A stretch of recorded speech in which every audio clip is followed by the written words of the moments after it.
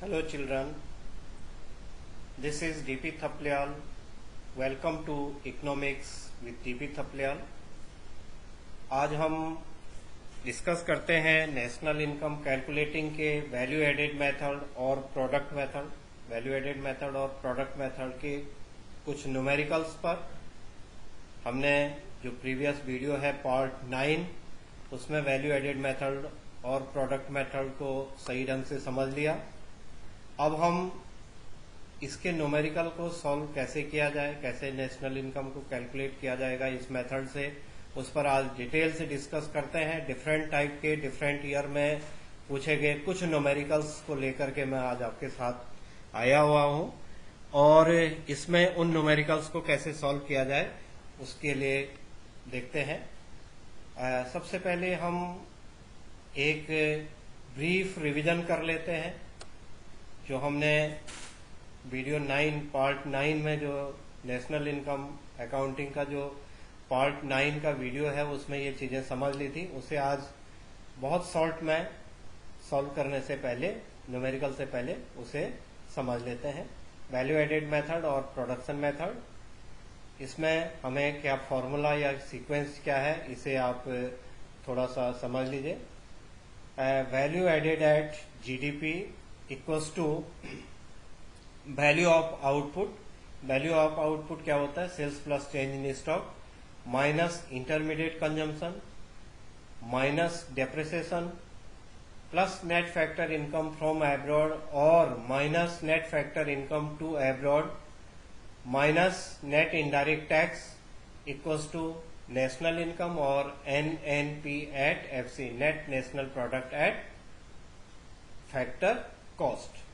या दूसरे ढंग से जो प्रोडक्ट मेथड से जो न्यूमेरिकल बोर्ड एग्जाम में पूछे जाते हैं, या तो उस ढंग से पूछे जाते हैं जिस पर मैंने डिस्कस किया, या दूसरे इस ढंग से न्यूमेरिकल पूछा जाता है gross value added by all producting enterprises in primary sector plus gross value added by all producting enterprises in secondary sector plus gross value added by all producting enterprises in tertiary sector equals to GDP at MP, और हम इसे कहते हैं gross value added, GDP at MP और gross value added. तो GDP at MP हो गया ये, माइनस डेप्रिसिएशन, इसमें डेप्रिसिएशन माइनस कर लेंगे तो GN बन जाएगा, ये बन जाएगा net domestic product at market price बन जाएगा, plus net factor income from abroad और net factor income to abroad, इसमें माइनस कर लेंगे, प्लस करेंगे net factor income from abroad, और अगर net factor income to abroad है तो माइनस कर लेंगे, ये बन जाएगा net national product at market price. Net national product at market price में नेट इनडायरेक्ट टैक्स को, net indirect tax means indirect tax minus subsidy को माइनस कर लेंगे तो वही नेशनल इनकम बन जाएगा, और जिसे हम कहते हैं NNP एट FC। तो मार्केट प्राइस बदल करके क्या होगी? फैक्टर कॉस्ट होगी और वही नेशनल इनकम बन जाती है। तब डिफरेंट ईयर में जो न्यूमेरिकल पूछे गए हैं उन्हें देख लीजिए।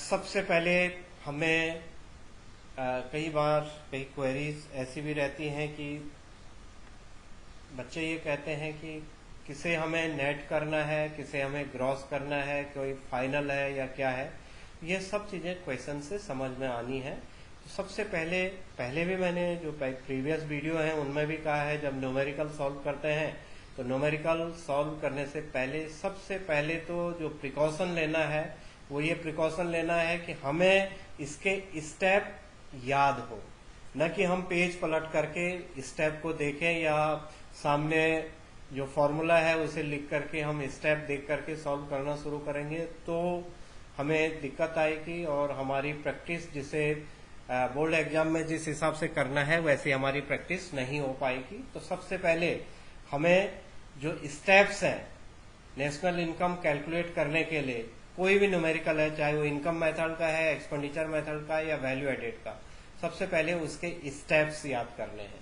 तो आपने स्टेप्स याद करने के बाद फिर दूसरा जो प्रिकॉशन है वो देखना है कि क्वेश्चन में क्या पूछ रहा है। क्वेश्चन में ये पूछ रहा है यहाँ पर net value added at factor cost, net value added at factor cost. अब आप एक चीज पहले ही समझ रखे हैं कि जो वैल्यू एडेड मेथड होता है उसे जो सम बनता है, जो इनिशियली सम बनता है, जो इनिशियली टोटल बनता है, वो जीडीपी एट एमपी बनता है, gross domestic product at market price बनता है, और हमें कन्वर्ट करना है वो net value added at factor cost में। तो अब देखिए आइटम्स क्या दे रखे हैं। सबसे पहले दे रखा है purchase of raw material. Purchase of raw material का मतलब होता है इंटरमीडिएट कंजम्पशन। फिर दे रखा है इंपोर्ट ड्यूटी, फिर दे रखा है एक्साइज ड्यूटी, फिर दे रखा है नेट एडिशन टू स्टॉक, फिर दे रखा है वैल्यू ऑफ आउटपुट, और फिर दे रखा है डेप्रिसिएशन। इतनी चीजें हमारे पास गिवन है, आइटम्स ये दे रखे हैं।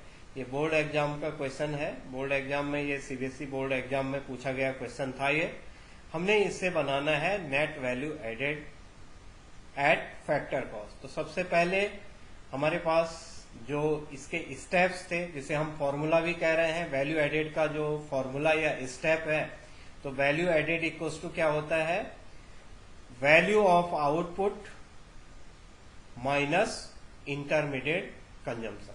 Value of output minus intermediate consumption. आप नोटबुक निकाल लीजिए, नोटबुक में फटाफट इस क्वेश्चन को नोट करिए और सॉल्व करना शुरू कर लीजिए। मैं आपसे डिस्कस कर रहा हूं और आप फटाफट सॉल्व करेंगे। आप अमाउंट अपनी नोटबुक में नोट करेंगे और उससे सॉल्व करते जाएंगे। वैल्यू ऑफ आउटपुट ये है 500 minus intermediate product. Intermediate product क्या है यहाँ पर, परचेज ऑफ रॉ मटेरियल। तो value of output minus intermediate production equals to होता है GDP at MP, gross domestic product at market price. अब हमने क्या निकालना है, net value added. Net value added का मतलब होता है net domestic product at market price. Net value added क्या हो जाएगा, net domestic product at factor cost. तो हमने निकालना है net value added at factor cost का मतलब होता है net domestic product at factor cost. तो हमारा बना है value of output minus purchase of raw material equals to GDP at MP, gross domestic product at market price.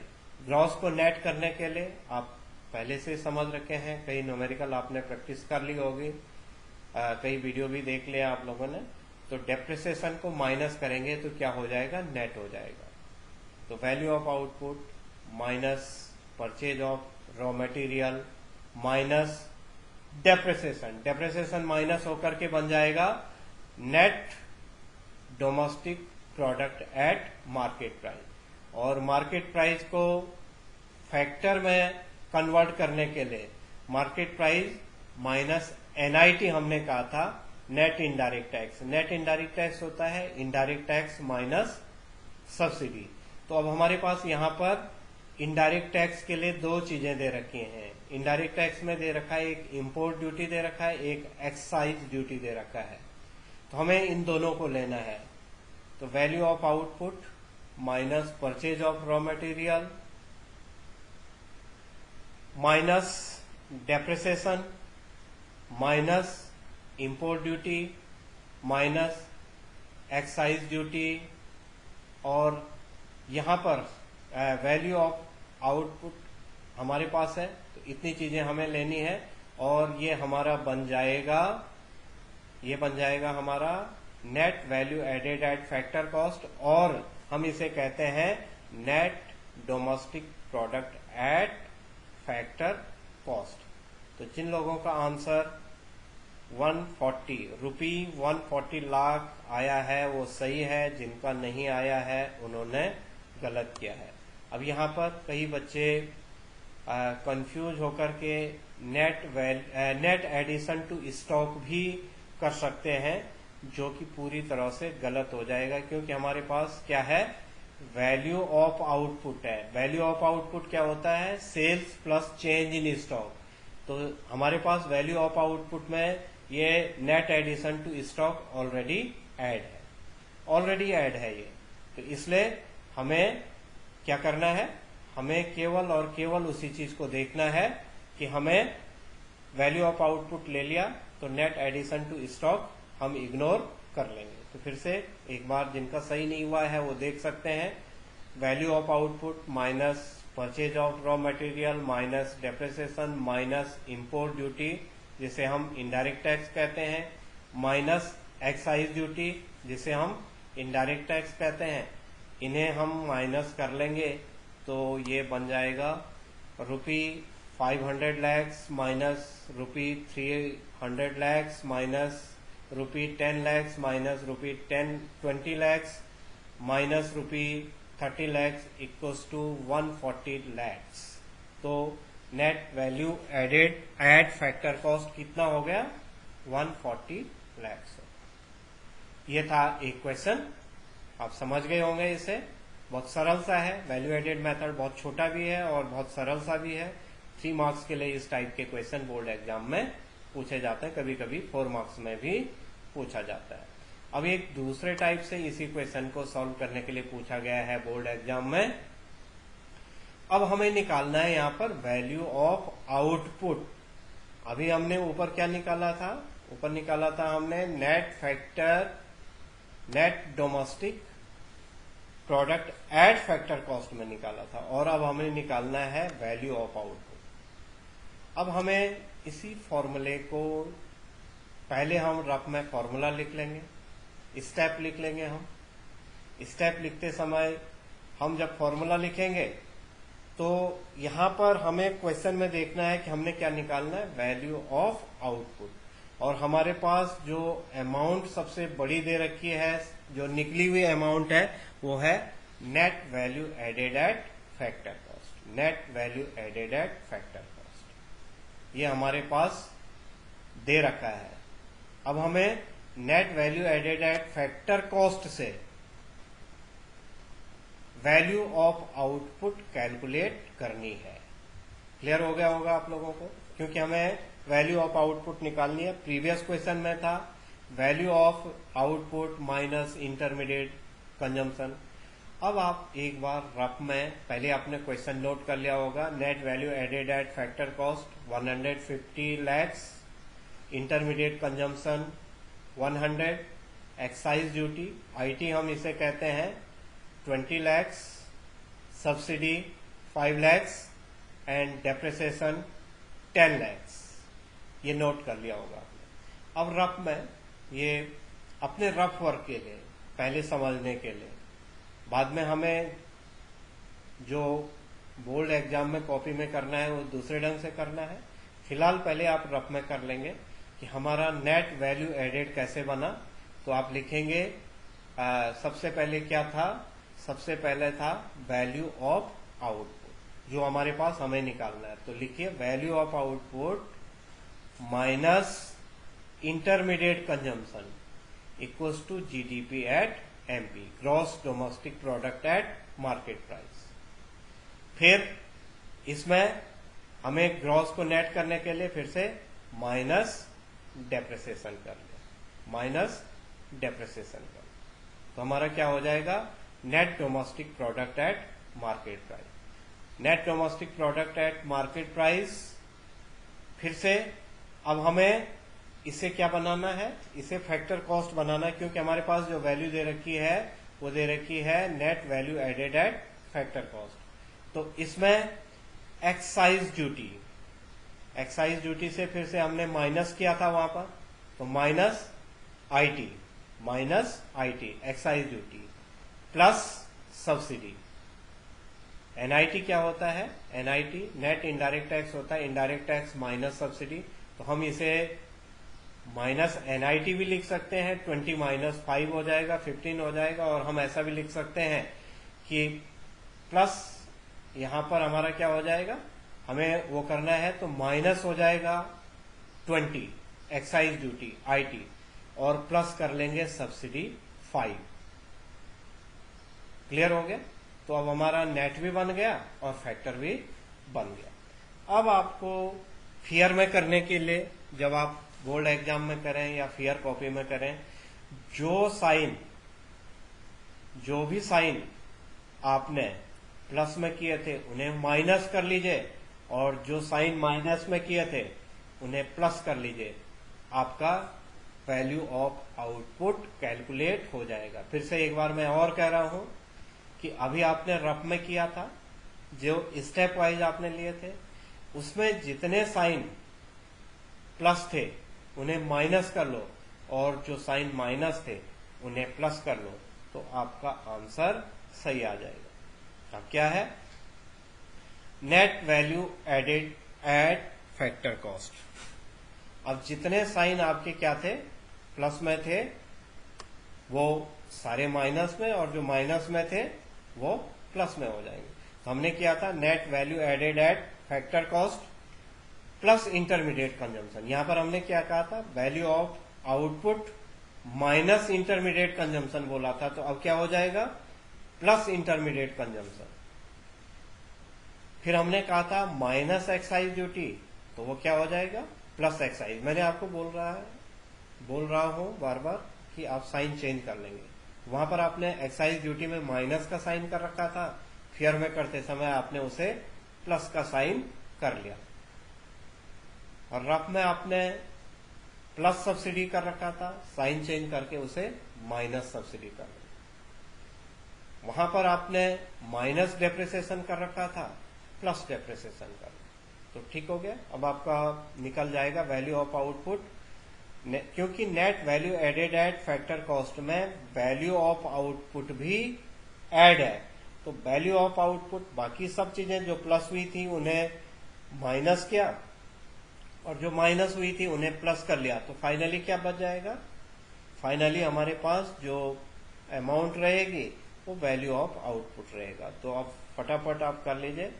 Net value added at factor cost plus intermediate consumption plus excise duty plus subsidy plus depreciation 150 lakhs plus 100 lakhs plus 20 lakhs minus 5 lakhs plus 10 lakhs equals to ₹275 lakhs। तो ये इसका answer हो गया। ऐसे ही कभी इसमें यहाँ कभी इंटरमीडिएट कंजम्पशन निकालने के लिए पूछ लेता है, कभी खाली सेल्स निकालने के लिए पूछता है, कभी खाली चेंज इन स्टॉक करने के लिए पूछता है। तो आपको ऐसे ही पहले रफ में स्टेप वाइज करिए, और स्टेप वाइज करने के बाद जब आप उसे को फियर करते हैं तो जो साइन प्लस के थे उन्हें माइनस कर लो, और जो माइनस के थे उन्हें प्लस कर लो, तो कुछ भी निकल आएगा। इंटरमीडिएट कंजम्पशन भी निकल सकता है, सेल्स भी निकल सकता है, चेंज इन स्टॉक भी निकल सकता है। कुछ भी आपको जो पूछा जाता है वो आप कैलकुलेट कर सकते हैं। आई थिंक आप सब लोग अंडरस्टैंड कर गए होंगे। अब कभी कभी नेशनल इनकम के लिए क्वेश्चन पूछ लेता है। ये तो था 2, 3, 4 नंबर के लिए, 3 और 4 मार्क्स के लिए सीबीएसई उस टाइप के क्वेश्चन पूछता है। कभी कभी 6 मार्क्स के लिए क्वेश्चन फ्रेम कर लेता है। और यहाँ पर मैंने जो आपको स्टेप्स में और मैं फॉर्मूला बताया था वो यहाँ पर यूज होगा। हमारा क्वेश्चन है calculate national income by product method and income method. 2 method से कई बार 4 और 6 मार्क्स के लिए इस टाइप का क्वेश्चन फ्रेम हो सकता है। तो अब हमें क्या देखना है? Value of output. Value of output क्या है? Value of output primary sector, secondary sector and tertiary sector. Value of output, इन तीनों का टोटल क्या हो जाएगा? Value of output 1000 plus 800, 1800 plus 600, तो वो हो जाएगा 2400। तो वैल्यू ऑफ आउटपुट कितना हो गया? 2400। तो वैल्यू ऑफ आउटपुट। फिर आ जाता है intermediate consumption. Intermediate consumption primary sector का इंटरमीडिएट कंजम्पशन, सेकेंडरी सेक्टर का इंटरमीडिएट कंजम्पशन, टर्सरी सेक्टर का इंटरमीडिएट कंजम्पशन। तो क्या हो गया? 400 प्लस 300 700 प्लस 100 800। तो यहां पर 2400 हुआ था, यहां पर 800 हो गया। तो हम आप उसी स्टेप पर आते हैं फिर से जो हमारे पास फॉर्मूले में था। फॉर्मूले में क्या था? Value of output minus intermediate consumption. तो वैल्यू ऑफ आउटपुट कितना हो गया? 2400 माइनस इंटरमीडिएट कंजम्पशन। तो इंटरमीडिएट कंजम्पशन कितना हो गया? 800 हो गया। इक्वल्स टू क्या बन गया ये? GDP at MP, gross domestic product at market price. इतना सब मिलकर के क्या बन गया ये? Gross domestic product at market price. Value of output minus intermediate consumption. और हमने निकालना है क्या? National income. तो जीडीपी एट एमपी से जी को पहले एन बनाना है, ग्रॉस को नेट बनाना है, डोमेस्टिक को नेशनल बनाना है और मार्केट को फैक्टर में कन्वर्ट करना है। तीन चीजें और हमारे पास बाकी रह जाती हैं। जीडीपी एट एमपी हमारे पास निकल गया, value of output minus intermediate consumption. 2400 minus 800, 400 plus 300 plus 100, तो 800 हो गया। अब हमारा बना ये जीडीपी। जीडीपी में से ग्रॉस को नेट में कन्वर्ट करने के लिए क्या करेंगे हम यहां पर देखेंगे कि हमारे पास इसने कंजम्पशन ऑफ फिक्स कैपिटल दे रखा है, depreciation, consumption of fix capital. तो value of output minus intermediate consumption minus consumption of fix capital और डेप्रिसिएशन। तो ये बन जाएगा net domestic product at market price. अब डोमेस्टिक को नेशनल करना है तो प्लस करेंगे net factor income from abroad. तो माइनस किया था कंजम्पशन ऑफ फिक्स कैपिटल, फिर हम करेंगे plus net factor income from abroad. जैसे net factor income from abroad plus कर लिया तो हमारा बन गया ये net national product at market price. और मार्केट को फैक्टर में कन्वर्ट करने के लिए क्या करेंगे? मार्केट में मार्केट में एनआईटी हमें माइनस करनी है। यहां पर क्या माइनस करना है? एनआईटी माइनस करना है। तो हमारे पास एनआईटी के नाम से अलग सा नहीं दे रखा है, तो एनआईटी होता है इनडायरेक्ट टैक्स माइनस सब्सिडी होती है, लेकिन हमारे पास अलग अलग दे रखा है तो हम अलग अलग ही कर लेते हैं।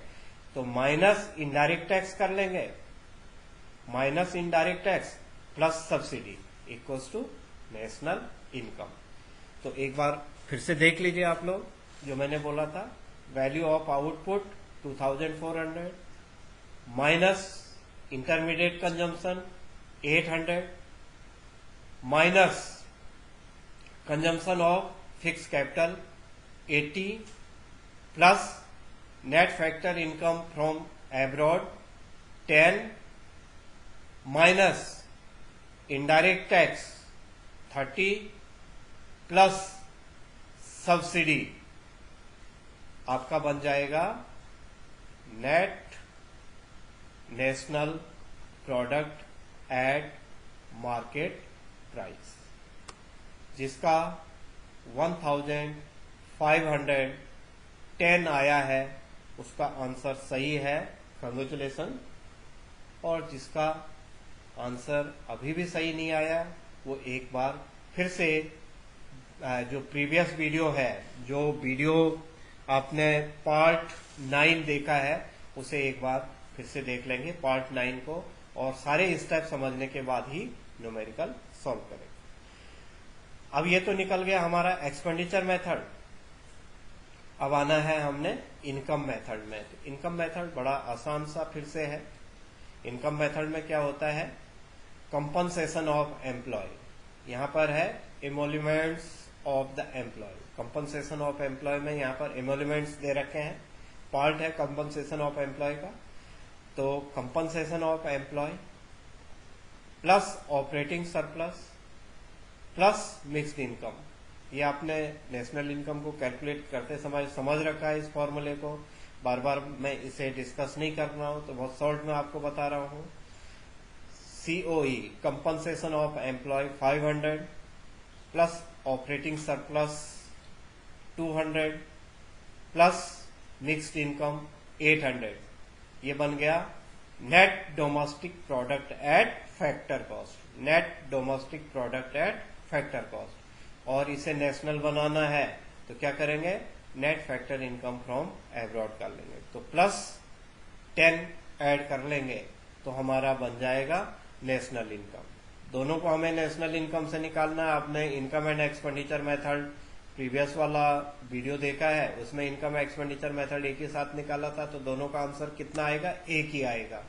तो एक्सपेंडिचर का भी 1510 था और इनकम का भी 1510 ही आंसर आएगा, और आप लोग इसे इसी ढंग से सॉल्व कर लेंगे। तो निकल गया होगा सभी का, क्योंकि इनकम मेथड तो हमने बहुत पहले कर लिया था, उसकी बहुत सारी प्रैक्टिस भी कर ली है, तो आसानी से हो जाएगा कि compensation of employ plus operating surplus plus mixed income plus net factor income from abroad equals to national income. ये क्वेश्चन भी बोर्ड एग्जाम में पूछ रखा है, इमोल्यूमेंट्स ऑफ एम्प्लॉइज के नाम से पूछ रखा है। इसी से बच्चे कई बार थोड़ा सा कंफ्यूज हो जाते हैं, तो इसे आप समझ लेंगे कि इमोल्यूमेंट्स ऑफ एम्प्लॉइज यहाँ पर COE ही है, कंपनसेशन ऑफ एम्प्लॉई है। और रेंट हमने छोड़ा है, इंटरेस्ट छोड़ा है, क्योंकि ऑपरेटिंग सरप्लस तीन चीजों से मिलकर के बनता है, रेंट, इंटरेस्ट एंड प्रॉफिट। तो रेंट, रॉयल्टी, इंटरेस्ट, प्रॉफिट, इन चीजों को मिलकर के क्या बनता है, ऑपरेटिंग सरप्लस बनता है। कई बार बच्चे गलती से रेंट को भी ऐड कर लेते हैं, क्योंकि जब हम इनकम मेथड से कैलकुलेट करते हैं तो हम लिखते हैं compensation of employ plus rent plus royalty plus interest plus profit, इस ढंग से लिखते हैं। लेकिन यहाँ पर हमारे पास ऑपरेटिंग सरप्लस दे रखा है, तो जिन लोगों ने रेंट एंड इंटरेस्ट को कैलकुलेट किया है वो डबल काउंटिंग हो जाएगी। डबल काउंटिंग आपको मैंने जो 9 पार्ट बताया था उसमें बताया था कि डबल काउंटिंग से कैसा बचा जाए। तो यहाँ पर अगर हम ऑपरेटिंग सरप्लस दे रखा है और इंटरेस्ट एंड रेंट को भी ऐड करेंगे तो डबल काउंटिंग हो जाएगी, गलत आ जाएगा आंसर। तो इसलिए ये ध्यान में रखना है कि क्योंकि ऑपरेटिंग सरप्लस दे दिया तो रेंट एंड इंटरेस्ट क्या हो जाएगा, यहाँ पर इग्नोर हो जाएगा, क्योंकि वो किसके पार्ट है, ऑपरेटिंग सरप्लस के पार्ट है। आई थिंक आप लोगों ने सॉल्व कर लिया होगा। अब तक आपको नेशनल इनकम के तीनों मेथड से सॉल्व करना डिस्कस हो चुका है। जो 10 हमने वीडियो बनाई है उसमें नेशनल इनकम पूरा हो चुका है लगभग। अब केवल हमारे पास नेशनल इनकम के जो प्रिकॉशंस हैं, जो हम प्रिकॉशन लेते हैं, जो स्टेप्स हैं सॉल्व करने के, कुछ ऐसे इस टाइप के क्वेश्चन पूछे जाते हैं कि किसे नेशनल इनकम में शामिल किया जाएगा, किसे शामिल नहीं किया जाएगा, थ्योरी बेस्ड क्वेश्चन होते हैं। एक जो अगला वीडियो आपके पास पार्ट 11 होगा वो उसी का होगा। तो इसलिए अब आप लोगों ने जितना भी प्रैक्टिस कर लिया है, आई थिंक आपको पूरी तरह से नेशनल इनकम के न्यूमेरिकल आ गए होंगे। ये एक इस साल का न्यूमेरिकल है, 2020 CBSE बोर्ड में पूछा गया था 3 मार्क्स के लिए सेट 2 में। तीनों सेट में अलग अलग क्वेश्चन पूछे गए थे। सेट 3 में उसने डोमेस्टिक इनकम निकालने के लिए बोल दिया था, और सेट 2 में बोल दिया था calculate gross value added at market price. बड़ा सरल सा है, calculate gross value added at market price. It means क्या हो गया, GDP एट MP बनाना। तो GDP एट MP क्या होता है, value of output minus intermediate production. बस 2 चीजें आपने वो करनी है, प्लस एंड माइनस करनी, और आपका आंसर आ गया। 3 मार्क्स के लिए था, इसी साल बोर्ड एग्जाम में पूछा गया 2020 में। तो अब आप देख लीजिए जो वैल्यू हमारे पास दे रखी है इसे आपने होमवर्क में करना है। एक है डेप्रिसिएशन, नोट कर लीजिए कॉपी पर अपनी, डेप्रिसिएशन, फिर है डोमेस्टिक सेल्स, फिर है चेंज इन स्टॉक, फिर है एक्सपोर्ट, फिर है सिंगल यूज प्रोडक्ट गुड्स। अब देखिए यहाँ पर उसने बड़ा कंफ्यूज कर रखा है बच्चों को। जो आइटम्स दे रखे हैं वो डायरेक्ट आइटम्स नहीं दे रखे हैं, और इसीलिए उसने ये 3 मार्क्स का दिया है, लेकिन आइटम को थोड़ा सा क्रिटिकल नेम से पूछ लिया है। तो वैल्यू ऑफ आउटपुट क्या होता है, sales plus change in stock. तो यहाँ पर डोमेस्टिक सेल है, हम जानते हैं कि वैल्यू एडेड कहां पर होता है, जीडीपी का मतलब होता है domestic territory, gross domestic product at market price का मतलब क्या है कि जो फाइनल गुड्स एंड सर्विसेज का प्रोडक्शन डोमेस्टिक टेरिटरीज के अंदर हो गया, इसका मतलब उसने डोमेस्टिक सेल, क्योंकि जीडीपी का डोमेस्टिक ही है, जीडीपी जो होती है वो डोमेस्टिक टेरिटरीज में होती है, तो उसने डोमेस्टिक सेल दे दिया। तो sales plus change in stock, तो प्लस माइनस माइनस हो जाएगा वो, माइनस इंटरमीडिएट कंजम्पशन। अब देखिए यहां पर उसने इंटरमीडिएट कंजम्पशन का नाम थोड़ा सा बदल दिया है, single use product good. Intermediate product वो प्रोडक्ट होते हैं जिनका सिंगल यूज किया जाता है, जो दूसरी बार फिर से यूज नहीं होते। इट मीन्स वो प्रोसेस ऑफ प्रोडक्शन में होते हैं, जैसे शुगर केन इंटरमीडिएट प्रोडक्शन है, और जैसे ही शुगर बन जाएगी तो शुगर केन तो एक ही बार यूज होगा ना, जब शुगर बनेगी उसी में यूज होगा, तो सिंगल यूज प्रोडक्ट बोल दिया उसने इंटरमीडिएट प्रोडक्शन को। यही इसमें टेक्निकलिटी थी।